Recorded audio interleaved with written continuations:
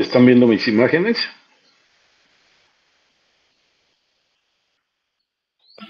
Sí, doctor. Perfecto. Ok. Hola, buenas tardes. A ver, chicos, es imposible que en una sola clase podamos hablar de imagenología en urología, ¿no? Es, es demasiado pretencioso pretender hacer eso.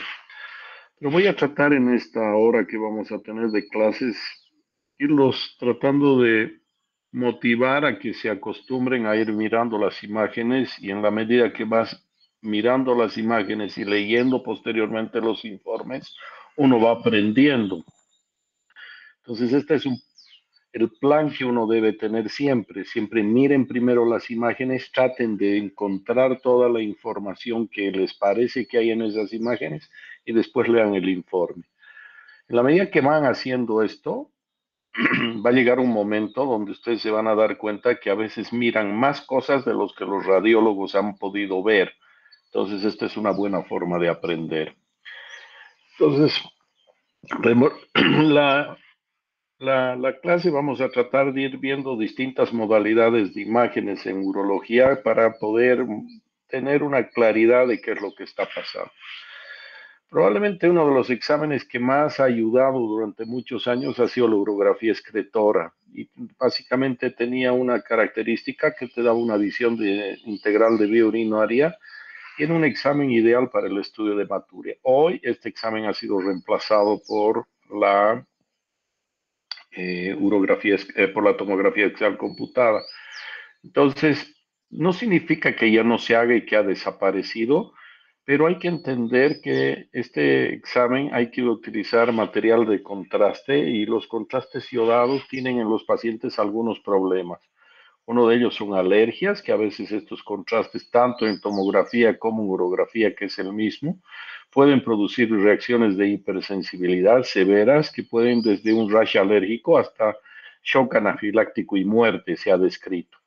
También hay que entender que estos contrastes son nefrotóxicos, entonces en los pacientes ancianos o los pacientes que ya tienen deterioro en su función renal, es algo que uno tiene que tener presente en el momento de su administración.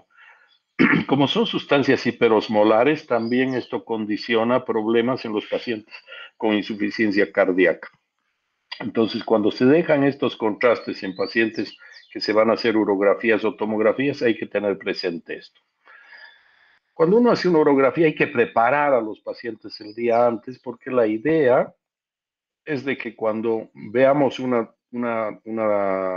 radiografía no esté llena de gases como esta imagen que están viendo acá. Entonces, para eso lo ideal es preparar a los pacientes, hay que darles algo de dieta, antiflatulentos, por un enema, dejarlos en ayuno y siempre partir con una radiografía simple de abdomen.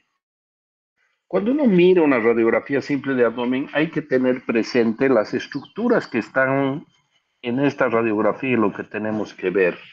Entonces, lo primero que hay que mirar es si la radiografía está técnicamente bien tomada. Y esto sirve como la radiografía de abdomen simple se sigue utilizando hoy para montonera de cosas. Entonces, entender que el hígado está al lado derecha, el riñón derecho está en esta posición. ¿Están viendo lo que yo marco mi flecha? Porque eso es importante. ¿Se ve lo que estoy marcando la flecha? Sí, doctor. Ya, entonces este es el riñón derecho y este es el riñón izquierdo. Estas dos líneas que estamos viendo son el músculo psoas, que en algunas condiciones desaparece. Acá está la articulación sacroiliaca, aquí está la coxofemoral. Entonces, esta imagen es algo que uno tiene que tener. Entonces, lo primero que uno tiene que hacer es, si estamos mirando la radiografía del paciente adecuado, esto parece un detalle, pero hay que tener presente. Hoy día con los sistemas digitales de hacer en general es difícil que haya alguna confusión porque se pone el nombre del paciente previo a hacer el examen, ¿no? Pero lo que sí tenemos que ver a veces cuando tienes la placa, si la placa está bien colocada o si la placa está mal colocada. Esta es la misma placa, una está colocada en forma adecuada y la otra está colocada al revés. Les voy a dar 15 segundos para que miren esta radiografía y traten de pensar en ustedes si la radiografía A o la radiografía B está bien colocada.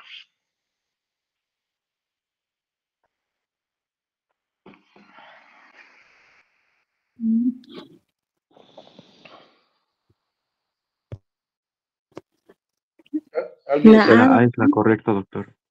Ya, la es la correcta y estoy de acuerdo con ustedes, pero voy a explicar por qué, porque quiero que traten de entender claramente esto. ¿Por qué? La primera cosa que hay que mirar es el hígado, y el hígado está a la derecha, como se está viendo acá, acá el hígado está a la izquierda. Entonces eso es al revés. Aquí estás viendo el marco cólico, y el ángulo hepático del colon en general es más bajo y el ángulo esplénico en general es más alto por la presencia del hígado. Este es otro dato que orienta. Esto que están viendo acá arriba es la cámara gástrica. Es otra cosa que te orienta. Entonces tú estás mirando. En general, el ciego se ve de esta manera, como lo están viendo acá. Entonces tenemos varias cosas, pero si me preguntan cuál es probablemente la más importante, es la presencia del hígado, porque a veces si el paciente está bien preparado no se ve. Y esto que están viendo es una cosa que se llama catéter doble J. Esta mañana tuve una cirugía, hice una ureteroscopía y al finalizar hemos dejado este mismo catéter en el paciente. Es un catéter de derivación interna. Quiere decir que esta estructura está ayudando a que baje la orina del riñón hasta la vejiga. También esta mañana les decía a los alumnos que entraron conmigo a la cirugía que probablemente después de la sonda Foley en estos dispositivos, el catéter doble J debe ser otro de los adelantos de la urología moderna. Entonces, si ustedes se fijan en esta misma radiografía simple, acá está viéndose de forma muy clara el hígado. Estás viendo el ángulo esplénico del colon más arriba y el hepático más bajo. Entonces, esta radiografía también está bien posicionada, pero tiene algo de aire intestinal. Acá fuera de lo que estamos viendo, no se ve tan claro el colon, no se ve tan claro el estómago, ni en esta radiografía, tal vez un poquito acá, pero sí se ven estas otras imágenes que son cálculos. Entonces, todas estas piedras en la vía urinaria, esta es la pelvis renal del riñón y estos son los cálices inferiores del riñón del lado derecho. Y esta es la pelvis renal del lado izquierdo y acá en la vejiga tiene una litiasis vesical. Entonces, esta es otra cosa que hay que mirar cuando estás mirando. Algunas veces puedes encontrar cuerpos extraños como este, que no sabes si lo pusieron encima o hubo alguna cosa que terminó quedándose en el paciente. La idea de hacer también una primera radiografía es valorar que el paciente esté bien preparado para hacer el examen, porque si inyectas material de contraste no vas a ver absolutamente nada de lo que quieres buscar. Entonces, si ustedes se fijan en esta radiografía, está súper bien preparado. Lo que nos orienta es el hígado. No se ve gas en el colon, no se ve la cámara gástrica, no se ve el ciego. Entonces, el hígado siempre viene a ser lo que les genera el lugar donde está. Acá se está viendo claramente el psoas del lado derecho, el psoas del lado izquierdo. Hay condiciones de inflamación que pueden, o de sangrado, que pueden condicionar que esta estructura que es el psoas se borra. A veces las apendicitis aguda, a veces las pancreatitis, si tienes un aneurisma de aorta que ha reventado, eventualmente puede haber un borramiento de esta estructura. Aquí estamos viendo tenuemente el borde inferior del riñón derecho, izquierdo, perdón, y aquí el borde inferior del riñón derecho. Entonces, una radiografía simple te da una idea. Una vez que hemos hecho una radiografía simple, hemos visto que técnicamente esté bien tomada, bien centrada, bien penetrada y que estemos con la radiografía bien posicionada, hay que inyectar el material de contraste y más o menos inyecta un cc por kilogramo de peso. En pacientes en trauma se puede hacer hasta 2 cc por kilogramo de peso. Y hay que valorar estas 5 cosas que vamos a conversar en parte de la charla. Lo que es simultaneidad, que es la presencia de que simultáneamente los dos riñones estén vaciando.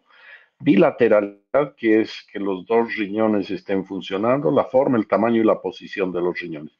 Y se deben hacer placas contrastadas en distintos momentos.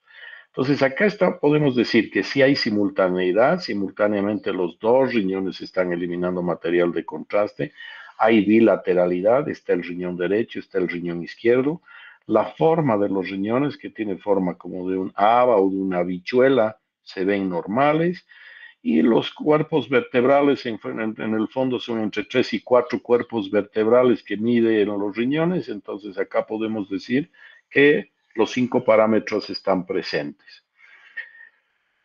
Cuando nosotros estamos mirando ya la placa entera, podemos ver también acá los 5 parámetros: simultaneidad, bilateralidad, la forma del riñón normal de los dos, el tamaño y la posición normal. Aquí se ven muy claros los OAS. Entonces acá estoy viendo el sistema que colecta la orina. Acá hay un espacio, se ve otra vez uréter, otra vez como que no hay contraste, acá otro pequeño. Entonces esto es por la actividad peristáltica del uréter, porque si hubiera obstrucción, la parte de arriba en general se dilata. Entonces tengan siempre claro que si no están viendo una parte, probablemente es cuando tú lo ves así simétricamente los dos ureteres delgados, probablemente significa que a los 7 minutos que se ha hecho esta placa y que ya está dejando material de contraste y no está dilatado, estas son ondas peristálticas que están haciendo que ese momento no se vea. Entonces, cuando uno mira acá, uno puede decir, ¿acá hay simultaneidad? No. Este está eliminando material de contraste y este no está eliminando. ¿Hay bilateralidad? Tampoco. Entonces, esta es una de las cosas que tienen que irse fijando. Entonces, este riñón lo sacaron, está excluido porque hay una obstrucción. Algo ha pasado con ese riñón. Si ustedes se fijan, un sistema colector se veía de esta manera, como están viendo acá, y este otro se ve de esta manera. Entonces aquí tienes un sistema colector y otro sistema colector. ¿Alguien se atreve a decirme cuál es el diagnóstico de este paciente? Riñón en herradura, doctor. Perfecto, es un riñón en herradura. Muy bien, doctor. Este es un riñón en herradura. ¿Alguien se atreve a decirme qué es este examen? ¿El de la derecha? Gammagrafía, doctor. Es una gammagrafía, muy bien. Entonces, este es un examen de medicina nuclear y que te está confirmando el diagnóstico de que tienes un riñón en herradura. Cuando haces una ecografía, eventualmente acá estás viendo el riñón derecho, acá estás viendo el riñón izquierdo, aquí ves la aorta y la vena cava. Entonces, estas estructuras se tienen que ver en los riñones en herradura. Y esta es una tomografía donde están viendo acá el riñón derecho, acá el riñón izquierdo. Esto se llama istmo, que es donde están unidos por los polos. Y estas son tomografías de pacientes con riñones en herradura. Si se fijan en este paciente, algo que es común en los pacientes con riñones en herradura es que terminan formando cálculos, como los que se están viendo acá. Entonces, este paciente tiene una litiasis renal en un riñón en herradura. Entonces, estos son los riñones en herradura. Entonces, la otra cosa que hablamos era la forma y el tamaño. Entonces, habíamos visto que el riñón tenía una forma como de una habichuela. Entonces, es importante tener claridad de esto. Y en el fondo, cuando hablamos de tamaño, en general, como les decía, es entre 3 y 4 cuerpos vertebrales. 1, 2, 3, 4. Entonces, empieza acá, o sea, la parte inferior, y acá la parte superior. Entonces, más o menos son 3 o 4 cuerpos vertebrales. Es bueno que tengan esa idea. La otra cosa que es importante en urología es entender que hablamos los urólogos del uréter superior cuando van desde la unión ureteropiélica hasta la articulación sacroiliaca. La articulación sacroiliaca consideramos uréter medio, y en el borde inferior de la articulación sacroiliaca hasta la vejiga hablamos de uréter inferior. Superior hasta acá, medio todo esto, inferior hasta la vejiga. ¿Está claro, no? Bueno, los pacientes también de nacimiento pueden tener alteraciones de la posición. Entonces, esta es una ectopía renal cruzada, donde los dos riñones están fusionados, o puedes tener que estén separados, como se ve acá, o puedes tener una ectopía renal cruzada bilateral. El riñón de un lado está en el otro lado, el izquierdo está en el lado derecho y el derecho en el lado izquierdo. Estas condiciones de ectopía se pueden dar. Acá estás viendo una ectopía renal cruzada en un paciente que tiene un riñón derecho y el riñón izquierdo que está ectópico en este lado. Si ustedes me dicen, este paciente estuvo bien preparado antes de su examen, no hubiera sido ideal tenerlo bien preparado, pero nos da una idea de qué está pasando. Acá es otro, que no están fusionados los riñones, aquí tienes uno de los riñones y acá tienes otro de los riñones. Este es el inferior, el riñón del lado izquierdo que ha hecho una ectopía renal cruzada hacia el lado derecho. Y acá también esto mismo se puede ver por tomografía. Entonces, si ustedes me dicen hoy, la tomografía definitivamente ha cambiado la visualización y el entendimiento de la patología por la mejor definición de las imágenes. Pero hay que entender que a pesar del desarrollo tecnológico, la ecografía hoy sigue siendo una de las modalidades diagnósticas más importantes.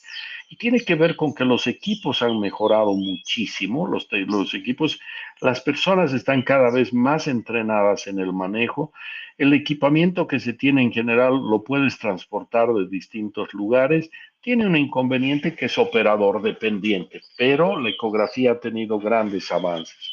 Cuando miramos ecografía desde el punto de vista urológico, es importante entender que el riñón tiene esta forma, que lo conocemos todo, pero esta parte más oscura es la corteza del riñón. Y esta parte central, la médula o el seno renal, es como se ve de esta manera. Entonces, esto se ve más oscuro y esto se ve más blanco. Entonces, este es un riñón absolutamente normal. El espacio que hay entre el hígado, que es esta estructura que está acá, y el riñón, se conoce como la fosa de Morrison. Y esto que estamos viendo es la cápsula del riñón. Entonces es importante entender, acá está el polo superior y el polo inferior. Acá lo mismo, polo superior, polo inferior. Pero si se fijan, acá hay una diferencia. El parénquima renal es un parénquima renal grueso, normal, y acá tú tienes un parénquima renal adelgazado, con un riñón con una estructura casi blanca. Entonces, cuando tú tienes esto, tú puedes decir que este paciente debe tener algún grado de insuficiencia renal. No es un examen para medir función, pero indirectamente podemos asociar que este paciente tiene una disfunción, o sea, una alteración en su función renal, porque el parénquima renal está atrofiado. Entonces, quiero que otra cosa se acostumbren a comparar es, aquí estamos mirando riñón normal, este es otro riñón normal, la parte de la corteza y esta parte central, el seno renal. Cuando el seno renal se pone negro cuando está, es líquido. El líquido siempre se ve de color negro. Entonces, este líquido que nosotros estamos viendo involucra que este riñón está dilatado. Y cuando se dilata solo el riñón, se conoce eso como hidronefrosis. Cuando se dilata el uréter más, hidroureteronefrosis. Entonces, entender que este es un riñón normal, esta es la parte de la corteza, y esta parte del seno que se ha visto negro es una dilatación, eso se conoce como hidronefrosis. No hay que confundir, por ejemplo, aquí estás viendo un riñón normal, diría, pero acá se ve esta dilatación, esta mancha negra que está fuera del seno renal. Y esto es un quiste renal. Y en el hígado hay una alteración absoluta del parénquima hepático, y estas son metástasis de algún cáncer que proviene de algún otro lugar que ha condicionado depósitos secundarios a nivel del hígado. Entonces, en esta ecografía, en esta imagen, podemos ver que hay metástasis en el hígado y el riñón, la presencia de este quiste. Cuando uno mira la tomografía, mi sugerencia, chicos, es que traten de buscar. Voy a ver si puedo encontrar esta presentación que tengo para que ustedes un poco se familiaricen. La voy a tratar de, a través de mis alumnos, compartirla con el curso. Pero la idea es de que uno se vaya familiarizando con las estructuras, ¿no? Entonces, acá tú estás viendo el riñón del lado derecho, acá estás viendo el hígado, aquí estás viendo la vesícula. Esta es la vena cava, esta es la arteria aorta, esto que se ve alrededor de la aorta es el duodeno, perdón, de la vena cava es el duodeno, acá tienen la arteria y la vena mesentérica superior, acá estás viendo el otro riñón, y acá estás viendo cómo la arteria renal está viniendo hacia la aorta, ¿se ve? La aorta, Y acá estás viendo cómo la vena renal está yendo hacia la vena cava. Este es el pilar del diafragma, estos son los músculos psoas, la musculatura lumbar, los rectos abdominales. Entonces, un poco la sugerencia para ustedes es que vayan viendo imágenes y sobre todo acostúmbrense primero a mirar lo que es normal. Voy a tratar de buscar, hice una presentación con diapositivas de estas imágenes y voy a tratar de compartirlas, como les decía, con los chicos para que ustedes puedan ver básicamente lo mismo que estamos viendo en estas imágenes y se vayan acostumbrando a entender que aquí está el hígado, acá están los músculos oblicuos, acá está el psoas, acá está el riñón, acá está más clara la cava, sigue siendo el duodeno, acá tenemos la aorta, asas intestinales, esto es la porción descendente del colon, entonces hay que ir mirando esto. Cuando miramos el sistema colector de las urografías excretoras, hay que entender que estos son los cálices mayores, estos son los cálices menores, la pelvis renal, el uréter y acá el psoas. Entonces estas estructuras hay que reconocerlas. Y hay que entender que los cálices tienen forma de esta copa de champán como las estamos viendo acá. Entonces, acá se ve casi perfecta la copa y acá uno la ve como diferente. Y la razón es que ese cáliz está mirando de frente, no está mirando de costado. Por eso no se ve tan clara como esta copa que estamos viendo acá. Y es porque es que este cáliz está de frente, pero cuando uno mira este sistema colector, este es un sistema colector normal. Entonces acá estamos viendo básicamente lo mismo, a los 7 minutos y hasta los 15 minutos. Entonces ya hemos visto que hay simultaneidad, bilateralidad, forma, tamaño y posición. Ahora nos vamos a concentrar en el sistema que colecta la orina.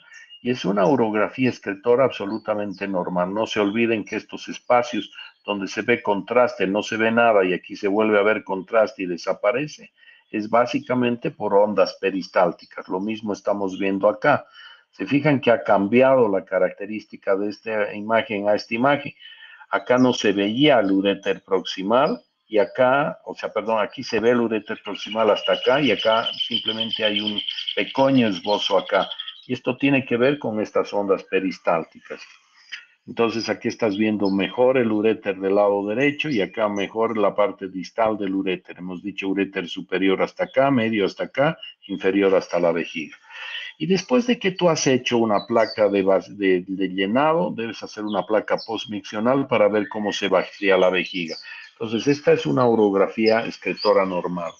No se olviden siempre comparar el lado derecho con el lado izquierdo. Entonces, nunca es parecido, ni nuestros ojos son exactamente iguales, pero tiene que haber una cierta similitud que les permita comparar y ver qué es lo que está pasando. Acostúmbrense a hacer esto. Acá podemos decir que hay una alteración, digamos, hay un doble sistema colector, no es una ectopía renal cruzada, hay un sistema colector superior y un sistema colector inferior. ¿Por qué sé esto? Porque acá estoy viendo claramente el riñón. Entonces, aquí está todo el riñón, entonces este tiene un sistema colector superior y un sistema colector inferior. Estos dobles sistemas pueden ser parciales, acá se fija, que se están fusionando, o en algunos casos pueden llegar de forma independiente los dos sistemas, los dobles sistemas colectores. Cuando hacemos ecografías también se puede ver acá un sistema, acuérdense del seno renal, acá hay una estructura central y hay otra vez del seno. Entonces esto nos está mostrando que tienes un doble sistema colector. Y si se fijan en esta imagen, esta parte central está un poco más negra. Entonces, esto significa que ese sistema colector está dilatado. Si alguien quiere algún ratito interrumpirme, decirme, a ver, explique esto o dónde se ve esto, con mucho gusto. ¿Alguien tiene alguna pregunta hasta acá?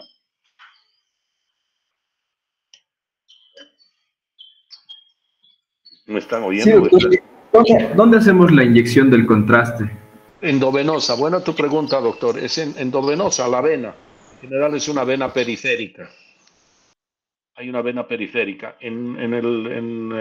Para hacer las urografías, en general son jeringas que se van, y los tomógrafos hoy día, los angiógrafos tienen inyectores, ¿no? Se dosifica y es una máquina que va metiendo el material de contraste en relación al peso del paciente por vía endovenosa. Entonces acá estamos alterando y viendo las cosas, ecografías, tomografías y urografías escritora para tener un pantallazo de todo aquello. Entonces acá están viendo un doble sistema colector, ¿no? Un sistema colector superior, un sistema colector inferior. Aquí estamos viendo que bajan dos uréteres y que se terminan fusionando. A veces no se fusionan y llegan hasta abajo. Y en este corte acá pueden ver el uréter del lado derecho único y acá el uréter derecho, el doble uréter en el lado izquierdo. Entonces, esto siempre hay que terminar de ver toda la imagen para entender. La pregunta, ¿este es completo o es incompleto? Acá es uno solo, pero con una pelvis como bífida, y acá hay un sistema colector y otro inferior. Pero acá podemos ver que se termina fusionando y terminan como uno. A veces terminan en forma independiente los dos. Esto que tienen acá se llama ureterocele. Y en una urografía escritora, esta es la imagen típica que se veía. El uterocele es una dilatación sacular de la porción distal del uréter, que condiciona esto como un globo en la porción distal donde desembocan los ureteres. Entonces, lo que se ha hecho acá es meter un alambre guía dentro del sistema colector para tratar este ureterocele. Entonces, esto desde el punto de vista radiológico se conoce como el signo de la cobra, ¿no? Si ustedes se fijan, parece una cobra. Esto, aquí están esas imágenes que tienen las cobras en la parte posterior de la cabeza, y es como se ve. Entonces, esto es el signo de la cobra y este es un ureterocele. Y cuando tratamos estos ureteroceles, no se trata de cortarlos enteros, como estoy mostrando con la flecha. Básicamente lo que hacemos es los cortamos en la parte de la base, cosa de que este orificio quede totalmente ampliado, esta cavidad comunicada, y no sacamos todo el ureterocele porque si lo sacas, lo que condicionas con estos pacientes es que tengan reflujo vesicoureteral, que les voy a mostrar imágenes más adelante. Entonces, hace un momento les hablaba de lo que es la hidronefrosis, que es la dilatación solo del sistema renal, el sistema de los cálices y la pelvis, pero cuando está dilatado el uréter, también esto se conoce como hidroureteronefrosis bilateral. Entonces, vuelvo a mostrarles para que vayamos comparando lo que se ve en el parénquima renal normal. Esta es la corteza y este es el seno renal. Entonces, hay que ir siempre mirando las imágenes y tratando de familiarizarse con las mismas. Entonces, si comparan esto, acá pueden ver en estos dos que el seno renal, que es esta parte central, está negra. Y cuando está negra, como les decía, es presencia de líquido. Entonces, este paciente tiene una hidronefrosis y este paciente tiene otra hidronefrosis. La diferencia es que probablemente este es un cuadro más agudo, donde estás viendo que está dilatada la pelvis, pero el parénquima renal está preservado, como estamos viendo acá, el parénquima renal está preservado. En cambio, en esta imagen probablemente es una hidronefrosis de más tiempo, donde tú ves una escasa cantidad de parénquima acá en el polo, una cosita muy pequeña acá, y acá prácticamente no existe casi nada de parénquima renal. Entonces, probablemente este es un riñón que ya no tiene función y este es un riñón que eventualmente debe tener alguna obstrucción que al resolverse, eventualmente esto va a desaparecer. Entonces, vuelvo a mostrarles lo mismo, ¿no? Este paciente es un paciente que tiene una hidronefrosis bilateral y miren lo que queda de parénquima renal, nada. Entonces, en forma aguda, ¿qué habría que hacer con este paciente? Es colocarle un catéter doble J bilateral para que no haya ya obstrucción, esas mangueritas que les comenté de derivación interna. Entonces se hace una colocación de estas mangueras y esto es lo que va a condicionar estos catéteres, no mangueras, sino estos catéteres, van a algo disminuir la tensión hasta que se termine de estudiar, pero probablemente este paciente ya esté en falla renal. Este es otro paciente donde estamos viendo los dos riñones aquel riñón con el parénquima preservado y acá mínimo parénquima. Y esto es secundario a esto. Este paciente tiene una estenosis de la unión entre la pelvis y el uréter. Este sábado hemos hecho una pieloplastia por laparoscopía en un paciente que tenía una estenosis de la unión uretopédica y una piedra. Entonces hemos reparado esto para que la unión esté amplia y hemos sacado una piedra del cáliz inferior. Entonces esta es una urografía excretora con una estenosis de la unión ureteropiélica. Probablemente estas dos sean lo mismo, pero esto ya en un grado de insuficiencia renal terminal. Las ecografías también nos sirven para mirar tumores. Acá estamos viendo esta estructura del riñón, que es la parte normal, la parte cortés y del seno, y acá en el polo superior del riñón estamos viendo esta imagen de un tumor del riñón. Otra cosa que vale la pena comentar es que hoy día las imágenes han mejorado muchísimo, ¿no? Hoy día ustedes pueden terminar viendo cómo está todo el sistema. Es una angiotomografía, entonces aquí estás viendo el riñón, estás viendo cómo están viniendo los vasos. Este paciente tiene un tumor renal acá. Entonces, lo que quiero que se fijen es cómo tú puedes darte cuenta que este paciente tiene una sola arteria renal, que es esta que estamos viendo acá, que se bifurca en una rama primaria, una rama secundaria. Entonces, si tú clampeas estás protegiendo el resto del riñón, estás protegiendo el resto del riñón, el momento que vas a hacer la resección de esta lesión que va a aparecer acá. Entonces no es necesario que campees todo el tumor. Entonces, este tipo de tomografías hoy día están permitiendo ver con mucha claridad las imágenes, ¿no? Entonces, gracias a Dios, hoy día en Cochabamba, en el lugar donde yo trabajo, tenemos esta calidad de tomógrafos y esta calidad de imagen. Entonces, mírense qué clara se ve cómo nacen las dos arterias renales de la aorta, ¿no? Se ven con absoluta claridad. Y de eso se trata, ¿no? Miren ahí las ilíacas, cómo se ven, miren cómo se ven los vasos. Los pacientes, antes se hacía diagnóstico de hiperplasia prostática también por urografías excretoras. Entonces aquí estás viendo un crecimiento intravesical de la próstata. Y acá secundaria al crecimiento de la próstata, una hidroureteronefrosis bilateral. Entonces se producían estos uréteres como en anzuelo, que se llaman, con una hidroureteronefrosis bilateral. Y esto es secundario a una hiperplasia prostática. Hoy yo diría que no hacemos nunca una urografía excretora para ver la hiperplasia prostática, pero así hacemos ecografías de riñones, vejiga y próstata. Entonces acá lo que ustedes pueden ver es el riñón con varias formaciones quísticas dentro del riñón. Acá otra formación quística más grande. Entonces la ecografía ya te está alertando esto. Te está mostrando la vejiga. Te muestra que tiene una próstata con un lóbulo medio, que es este crecimiento dentro de la vejiga. Estas próstatas son más obstructivas. Más adelante les voy a mostrar un video para que entiendan lo que es un lóbulo medio. Y esta estructura que se ve acá es el balón de la sonda Foley. Entonces, este paciente está con sonda y esta es una sonda Foley. Acá estamos viendo lo mismo, la vejiga, que es lo que se ve negro. Hemos dicho el líquido se ve negro, es una vejiga. Y acá lo que estamos mirando es la próstata para determinar un poco cuál es el volumen de esta próstata, ¿no? Entonces, eso es lo que se hace para mirar. Aquí estamos viendo una vejiga de paredes engrosadas, que es esto lo que se ve. Normalmente el grosor de la pared de la vejiga es de menos de 3 milímetros. Esta debe estar en unos 5 o 6. Y acá estás viendo un crecimiento de este lóbulo medio que parece un corazón dentro de la vejiga. Y estas próstatas son más obstructivas porque crecen justo por donde pasa la orina.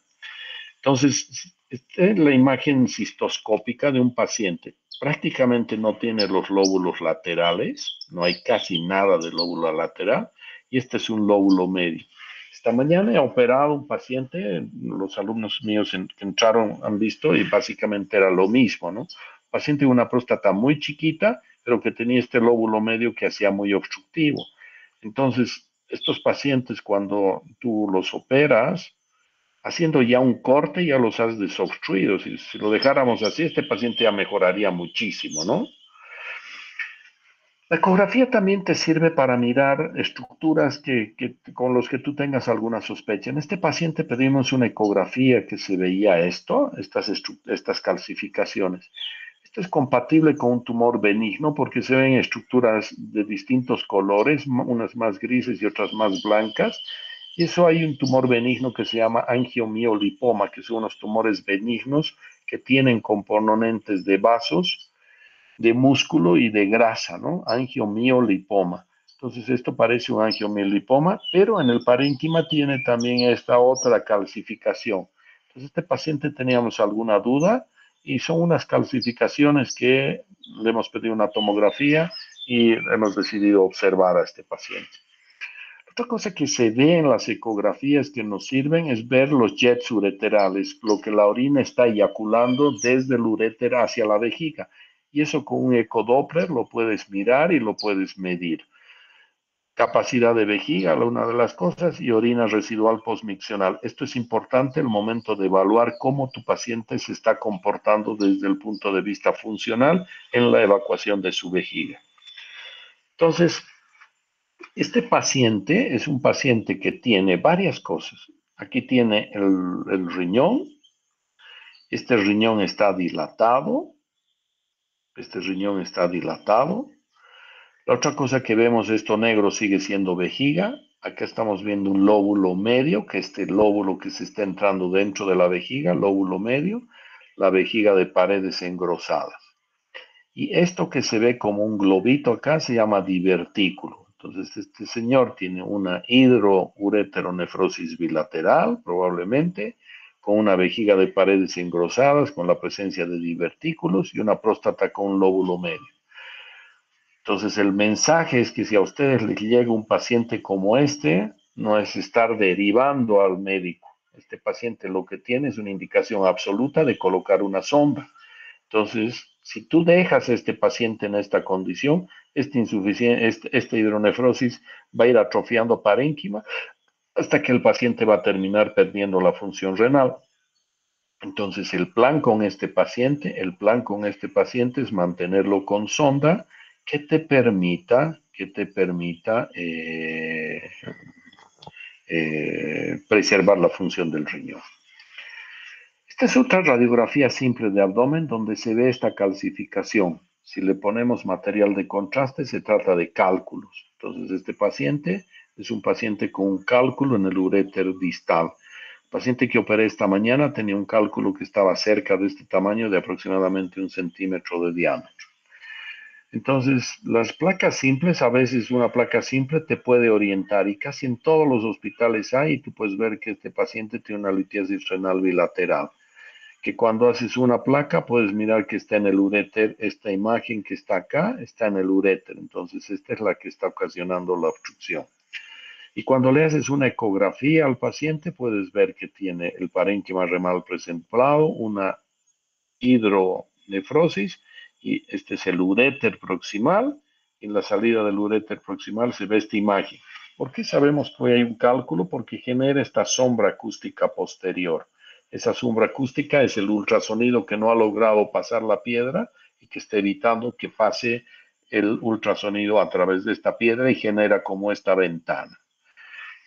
Las tomografías para mirar litiasis también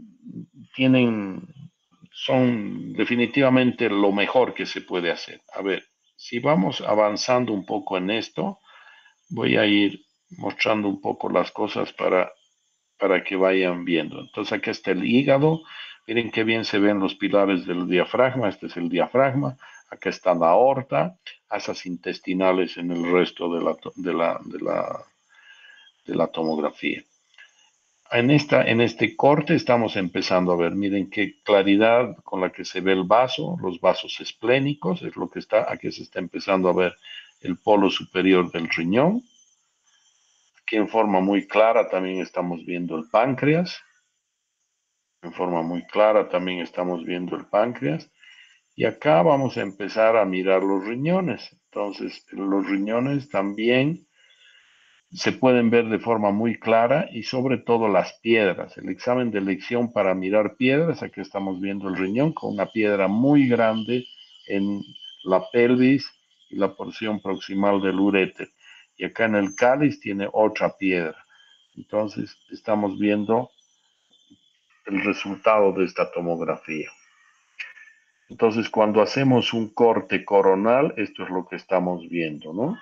Entonces voy a retroceder un poquito esta imagen. Miren, acá tiene cálculo en el cáliz superior, en uno de los cálices medios también se está viendo cálculo.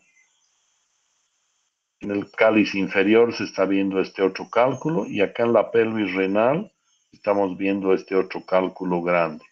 Entonces este paciente es un paciente que tiene mucha masa litiásica, ¿no? Tiene varios cálculos. Probablemente a este paciente le haríamos hoy cirugía percutánea, que es entrar por el cáliz inferior, tratar esta piedra y tratar esta piedra y ver de tratar el resto de las piedras que tiene en el sistema colector. Entonces, acá estás viendo otro cálculo en el uréter, o sea, definitivamente la tomografía es el examen de elección para evaluar los pacientes con litiasis. Entonces, miren, este paciente tiene varios cálculos en el sistema colector, pero la piedra que está ocasionando la mayoría de los problemas es esta piedra que está en el uréter. Entonces, eso es lo que tenemos que ver, esa piedra que estaba ahí. Cuando nosotros entramos dentro de la vía urinaria con el uréter, como esta mañana en el paciente que operé se veía exactamente igual. Entonces lo que hacemos es entramos y con un láser hoy vamos rompiendo las piedras hasta que se van disolviendo y finalmente ya terminamos retirando fragmentos, que es parte de lo que hacemos hoy en el manejo de los cálculos, ¿no? Esto ha cambiado muchísimo, pero las imágenes son las que nos permiten mirar con precisión qué es lo que vamos a encontrar cuando operamos a los pacientes.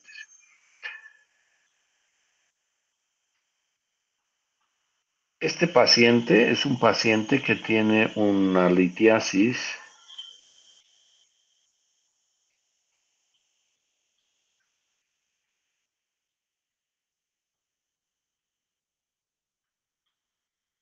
miren el tamaño de la piedra, ¿no? Entonces, es una litiasis que nosotros llamamos coraliforme, ¿no? Es una piedra que está remedando el sistema colector del uréter y se mete dentro del parénquima renal. Cuando hacemos una reconstrucción, entonces puedes ver el cálculo que está entrándose al uréter, la pelvis renal y todo el cáliz inferior y parte del cáliz medio. Y si tú sigues dejando que esto progrese, los pacientes terminan formando una piedra que compromete todo su sistema colector. Siempre hay que mirar la vejiga, ver cómo se vacía y ver si no hay defectos de llenado. Este paciente es un paciente que tiene alta sospecha por esta imagen de tener un tumor. Esto que parece una manzana mordida es un tumor en la pared lateral izquierda de la vejiga. Entonces, estas son las cosas que tenemos que ir viendo en los pacientes cuando hacemos.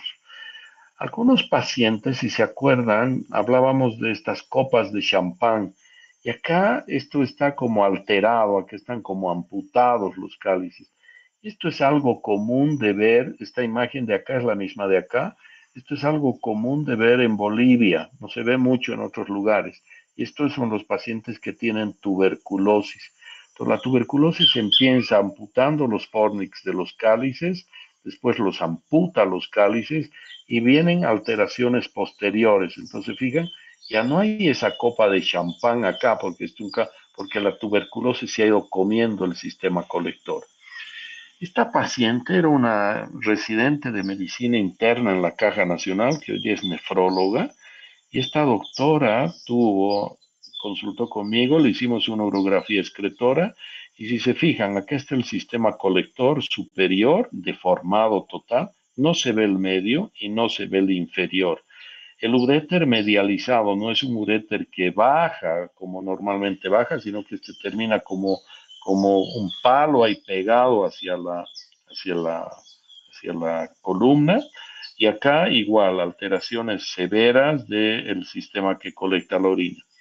Si ustedes me preguntan, probablemente la urografía excretora hoy sigue teniendo un rol central en el diagnóstico de tuberculosis renal. Probablemente es su principal indicación hoy día, porque estos hallazgos precoces se pueden encontrar así o avanzados se pueden encontrar así. Cuando la tuberculosis sigue avanzando, a veces se calcifican esos riñones que se conocen como riñones mastic, que es lo que estamos viendo acá.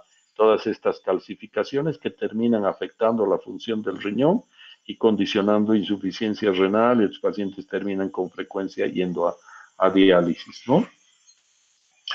Entonces, este paciente es un paciente que tiene un ureterocele. Les voy a mostrar una imagen más clara posteriormente, que es esto lo que se está viendo. Esto es un ureterocele. Les voy a mostrar más adelante otra imagen en la que se ve más claramente esto. Este es otro paciente joven con un niño, por el tamaño de las imágenes, con una estenosis de la unión ureteropiélica bilateral. Y a veces haces gamografías, estos riñones no funcionan y hay que sacarlos porque ya no funcionan. En este caso también tú puedes mirar tumores en la pelvis del riñón o tumores en el uréter. Son imágenes que te pueden hacer ver que el paciente tiene tumores en el riñón. Este paciente era un paciente de la caja petrolera que consultó por hematuria y cuando le hicimos una tomografía, este es el lóbulo medio de su próstata, tenía este defecto de llenado.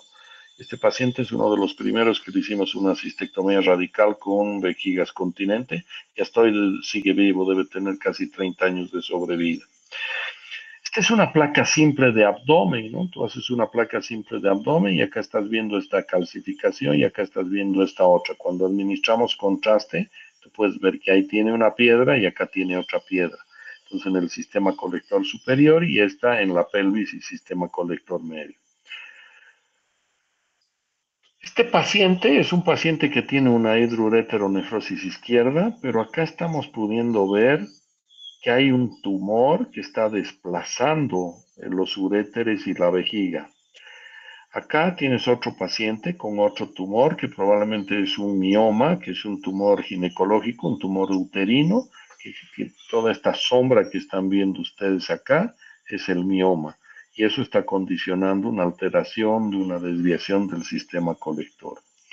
En algunas ocasiones tenemos que hacer pielografías ascendentes, que es colocar el contraste desde abajo. Hoy es excepcional hacer esto de esta manera, pero cuando hacemos ureteroscopías y sobre todo ureteroscopías flexibles, con muchísima frecuencia inyectamos material de contraste que nos permite ver y valorar cómo está el sistema colector. Entonces esta se llama pielografía ascendente. También se puede hacer esto cuando no puedes acceder por abajo y el riñón está dilatado y no estás pudiendo entrar. Se puede hacer una pielografía percutánea que te permite entender qué está pasando.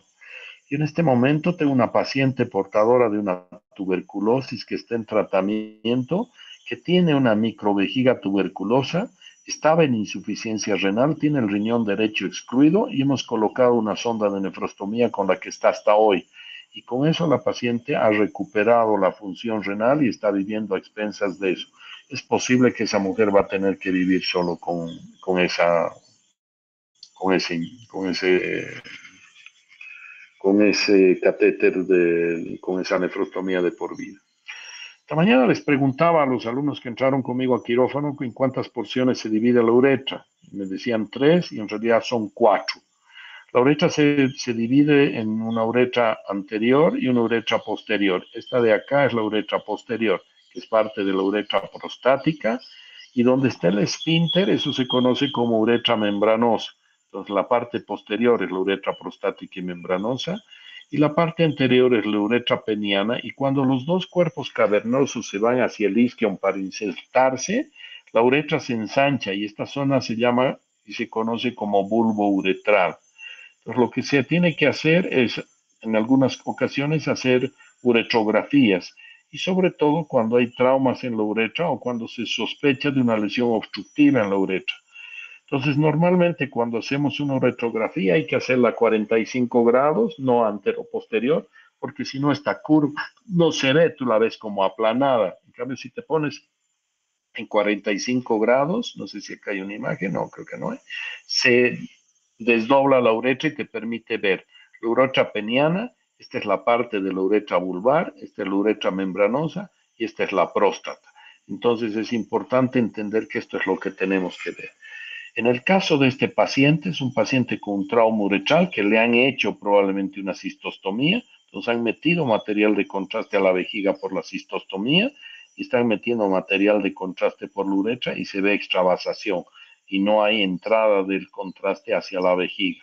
Entonces, esta es una lesión completa de uretra. Este es otro paciente que tú estás viendo que tiene ensanchada la zona de la uretra prostática y acá una zona de estenosis. Entonces, este probablemente paciente está pujando para orinar, está pasando un poquito, pero acá tiene una estenosis crítica de la uretra. Acá es otro paciente, aquí tienes el pene, la uretra normal y esta zona de estrechez, ¿no? Acá tienen varias zonas de estrechez, pero fundamentalmente esta que te está ocasionando la obstrucción. Acá hay un segmento de la uretra que no se ve y también este segmento que no se ve es parte de una alteración de la uretra.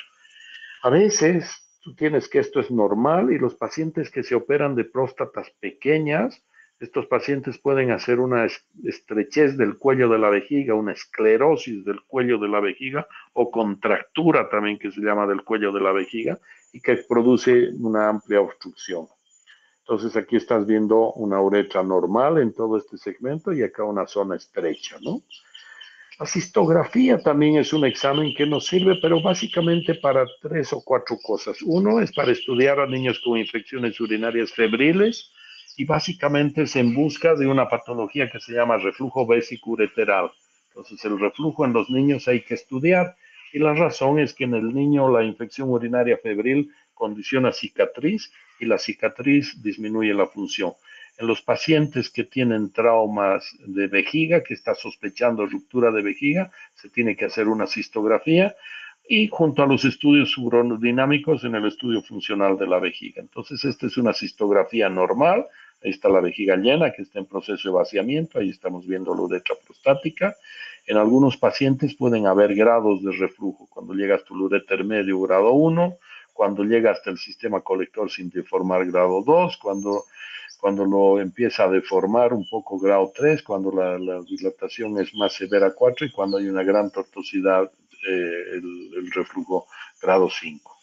Entonces aquí podemos ver un reflujo grado 2, un reflujo grado 3, perdón, un reflujo 3, un 4 y un 5. Entonces esto es 3, 4 y 5, ¿no? Este paciente es un paciente con un trauma de vejiga. Este paciente es un paciente que ha tenido una fractura, que estás viendo esta rama iliopubiana que está rota, y acá estás viendo este material de contraste acá, extravasando. Entonces probablemente una espícula ósea ha roto la vejiga y se está extravasando. Entonces se considera esto una ruptura extraperitoneal. Cuando se habla de trauma, a estos pacientes a veces les colocas una sonda y con eso se resuelve el problema, siempre y cuando la espícula ósea no esté metida dentro de la vejiga. Y este es el paciente que está con su vejiga llena en su bicicleta, se entra en un hueco, se golpea su vejiga y se rompe la vejiga en la zona más débil que es la cúpula. Y aparece esta extravasación de contraste hacia el intraperitoneo. Entonces esto se considera como una lesión intraperitoneal y esto necesita una reparación quirúrgica. Las arteriografías hoy día prácticamente ya no se hacen porque las angiotomografías se han reemplazado, ya no tienes que hacer procedimientos invasivos. Vuelvo a insistir con algunas cosas, me quedan un par de minutos. Un riñón normal, un riñón con hidronefrosis, hay que ir mirando estas lesiones. Acá hay una hidronefrosis bilateral, sigamos viendo imagen. Miren, un riñón normal versus un riñón con insuficiencia renal, ¿no? Este paciente, toda esta característica de la corteza, cuando se ve negro se llama de hipoecogénico, esta lesión, esta zona hipoecogénica cambia por esta zona más blanca que la consideramos hiperecogénica. Entonces, cuando el parénquima renal está hiperecogénico, tú consideras que el paciente tiene una alteración en su función del riñón. Los tumores del riñón también se pueden ver de forma muy clara en las tomografías y en las ecografías. Ya hablamos de estas metástasis, podemos ver cálculos en los exámenes. Esta es una nefrocalcinosis. Estas calcificaciones del seno renal se conocen como nefrocalcinosis. A veces podemos ver en las ecografías una dilatación del uréter y una imagen de un cálculo en la parte distal. Nos sirve para ver próstatas. Aquí estamos viendo hiperplasias de diferente tipo. Creo que vamos a quedarnos por acá. Esto es testículo, chicos. Esto es un testículo que es un testículo normal. Y acá estamos viendo la hidátide, que es este resto embrionario, que con alguna frecuencia se puede torcer y condicionar un cuadro agudo de dolor. Antes los operaban estos pacientes. En general son pacientes que hay que observarlos. Cuando ves líquido se sigue viendo negro. Entonces esto puede ser presencia de líquido alrededor como un hidrocele o si está encapsulado como se ve acá, un quiste de epididimo o espermatocele. Y este es un parénquima testicular normal. Por otro lado, este es un parénquima testicular lleno de lesiones nodulares. Este es un tumor testicular. Entonces la ecografía tiene altísima sensibilidad para hacer diagnóstico de patología testicular. Entonces estas son tumores testiculares con estas microcalcificaciones que con frecuencia se ven y a veces sin tumores, y estos pacientes hay que observarlos y seguirlos. Cuando les haces Doppler, es aumentado el flujo vascular. También sirve para hacer ecodopplers y mirar lo que sucede con los varicoceles. Bueno, nos vamos a quedar por acá. No sé si tienen alguna pregunta o algún comentario.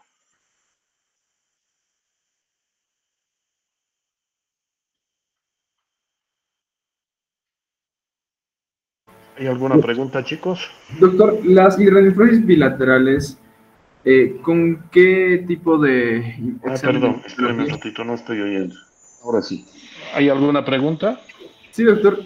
Las hidronefrosis bilaterales, ¿con qué tipo de examen de imagenología las diagnosticamos? ¿O cuál es la más recomendada? Lo que pasa es que en general no es que el paciente viene con el diagnóstico, doctor, tengo una hidronefrosis, quiero que me estudie, o tú examinándolos ves.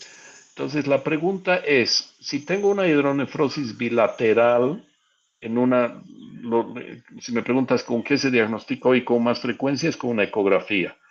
Un poco en función al resultado de tu ecografía, verás, resulta que tiene un gran tumor en la vejiga en la ecografía, ya sabes, ¿no? O sea, la causa de esa gran hidroureteronefrosis es un tumor en la vejiga. Pero puede que sea una hiperplasia prostática la causa de ese tumor. Entonces, en general, a ese paciente le pondrás una sonda y dirás, mandemos al urólogo para que algún rato lo opere. Si tengo un paciente que estoy sospechando tiene una hidroureteronefrosis bilateral y este hidroureteronefrosis estoy viendo que hay dos calcificaciones sugerentes de cálculos, probablemente ese paciente yo le pediría una tomografía. Si veo esas imágenes de estenosis de una ureteropiélica con parénquima medio adelgazado, probablemente ese paciente yo le haría medicina nuclear para ver cómo está funcionando una cosa que se llama DMSA y DTPA, que mide función uno y vaciamiento el otro, y miraría qué es lo que está pasando y si se trata de una estenosis, y si se trata de una estenosis y tiene función que vale la pena reparar o retirar ese riñón. Yo diría que depende un poco de cómo has enfocado el diagnóstico y en función a eso es lo que se decide, doctor. ¿Alguna pregunta más? ¿Está claro lo que te contesté? Sí, está más claro, doctor. Gracias.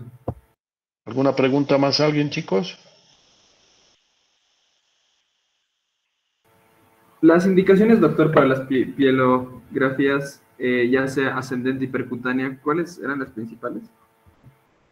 O sea, hoy día yo diría que para lo que más hacemos es cuando estamos haciendo ureteroscopías, que es metiendo estos equipos, estos endoscopios dentro de la vía urinaria para que nos oriente un poco cómo está la vía urinaria o dónde está un cálculo o si hay una zona de tortuosidad en el uréter. Cuando tenemos alguna dificultad en el acceso, hacemos una pielografía ascendente. Yo diría que hoy es la principal indicación. Ahora, si tú tienes un paciente que está obstruido y que por abajo no puedes pasar y ves que está dilatado ese riñón, en ocasiones puedes hacer una punción percutánea. Hace poco he colocado una sonda percutánea, una chica que probablemente va a quedar con eso de por vida. Es una chica con un cáncer de cuello uterino avanzado, ¿no? Entonces esta niña no podíamos hacer nada. Cuando entramos a la vejiga tenía una fístula vesicovaginal, no se observaban los orificios ureterales, entonces le hemos hecho una pielografía directa y a seguida le hemos dejado una sonda con lo que tiene hoy una nefrostomía.